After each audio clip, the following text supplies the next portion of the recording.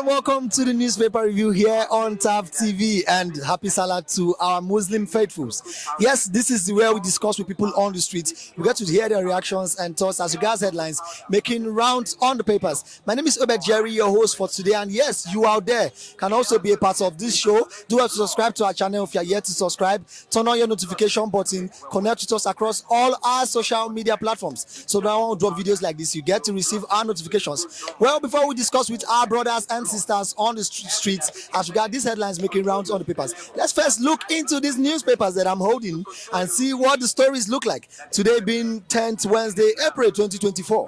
We could see as headline here, it says, on the Daily Sun, it says, ADC calls for coalition of parties to save Nigeria. Details of this story is found on page 26. And at the main story here, we could see it says, Lagos-Calabar Highway Project. Atiku fires another salvo at Tinubu. Sub-story under that reads, challenges president to review cost of project. Another sub-story under that reads, Umahi, your analysis misleading. We will deliver quality work at low cost. Details of this interesting story is on page 26 and 29 of the Daily Sun newspaper. You could see here it says Discos blame system outages on inability to meet 20 hours power supply to Band A. Details is found on page 25. Kano Governor, Ganduje fights, gets Messiah. Sub-story under that reads, APC chair, wife, son for arraignment next week over alleged corruption. Details of this story is found on page 25. More trouble for impeached Edo deputy governor. Details of this story is found on page 6. Ohaneze laments hostilities against Indigo. Sub-story under that reads, seek compensation for demolition of properties in Lagos. Details is found on page 29. After some persons will come out to say that the Ohaneze group are not relevant to the Igbos. This is them fighting for the betterment of the Southeasterners.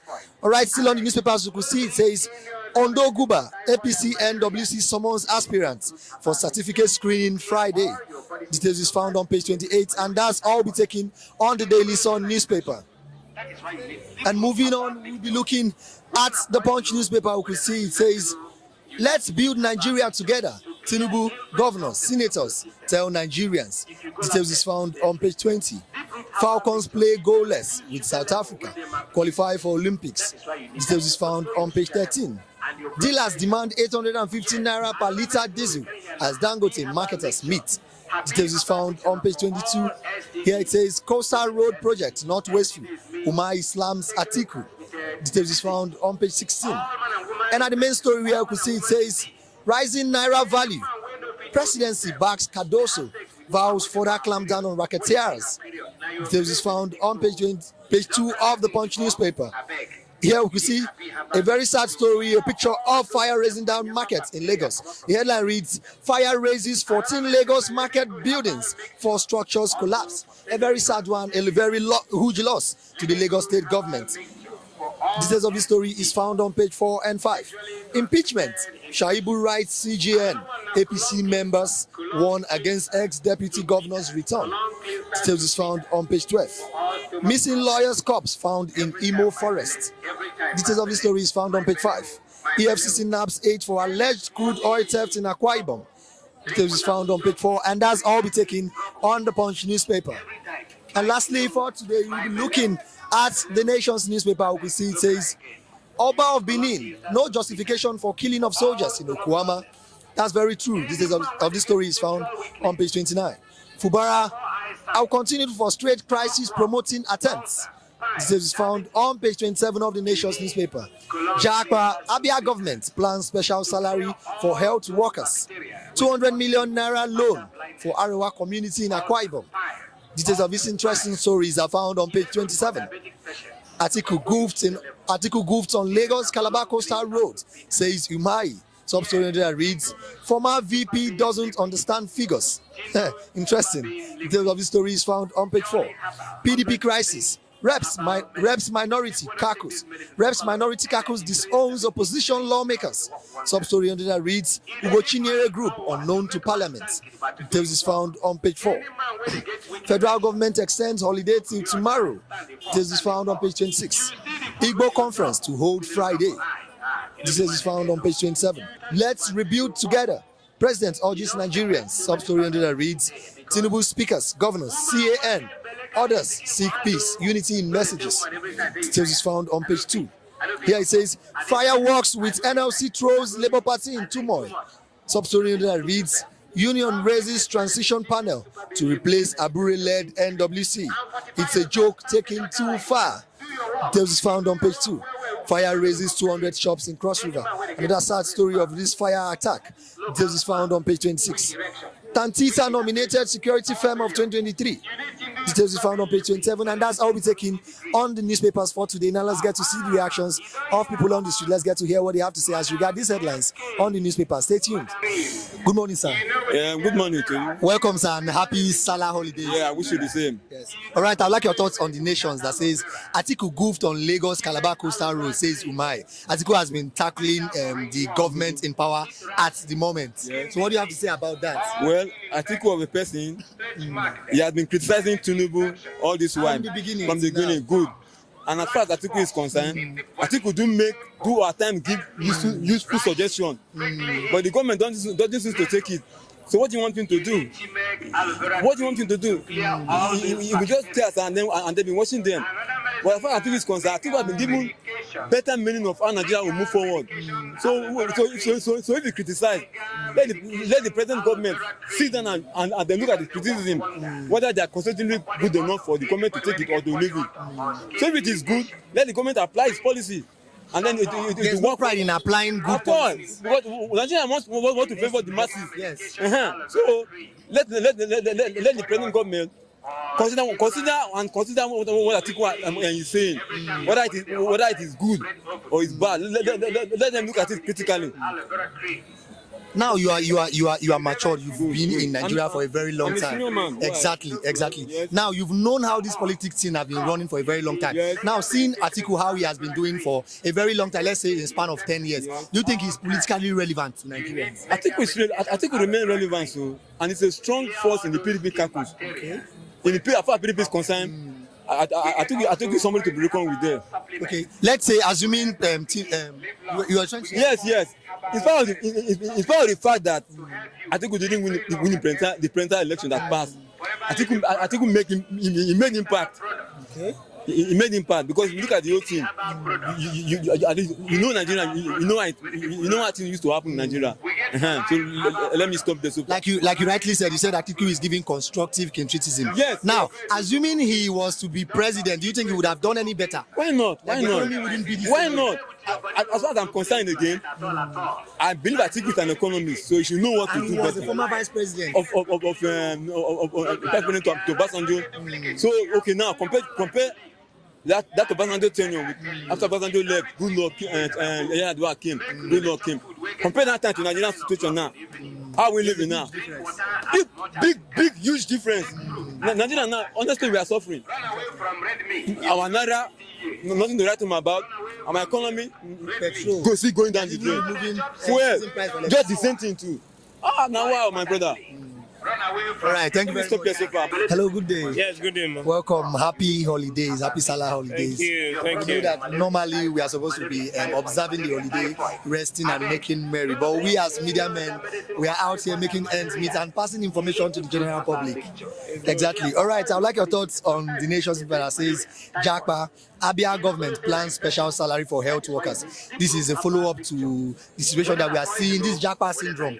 Health workers, doctors, nurses, auxiliary nurses are all running abroad where they are being paid huge amounts of money. What do you have to say about that? Now, at this point, everybody is seeking for a greener pastures. Exactly. Now, you know, one thing about life, if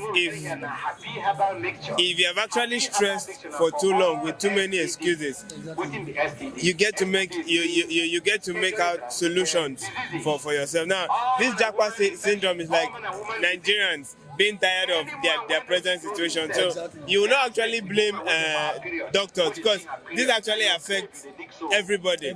So at this point now, we're the Abia State health workers, they they are not just the only ones wanting to live in every other sector. Sincerely, every other sector, if they could have their way, they will actually leave this country. Now, this thing you said now is actually true. We could see just few days we were complaining that Nigerians that are stranded in Dubai, they don't have work to do there. They don't have where to stay. They don't have a visa because there's a visa ban. But they don't want to even come back. Nobody wants to come back. We prefer to stand face to face with the sun in another country than face it here in Nigeria. It is quite different. Because they feel like there they have more benefits than here. Now, the big question I want to throw at the Abia State government is, how are we sure this is not some level of mirage to still keep these health workers holding them down? Because Nigerians, we are good at making plans and never executing them. Now, these plans, they say they have plans for special salary. When do they plan to execute it? And for how long? And for how long? I hope they will not hold them down for another 5 years, because this will be some level of, okay, let's try to show working that we're actually concerned about your situation. Let's just draw them close, because they just have to bring it to. It's just like going to court all the time. They keep appealing. Before you know, they keep stressing the issue all the time. So how are we sure this is not some level of a kind of chase game to actually keep these guys on the pitch for long? Okay, now let's deviate a little bit. You could see another story making rounds on the papers. You could see it on the Vanguard, on the Nations, and even on the Punch, where fire razed down buildings in Lagos. Similar thing happened in Cross River also. What do you have to say about that? That's a very sad story. What a coincidence. Would it be... And at this time when we know how things are hard. Obviously, compared with the way...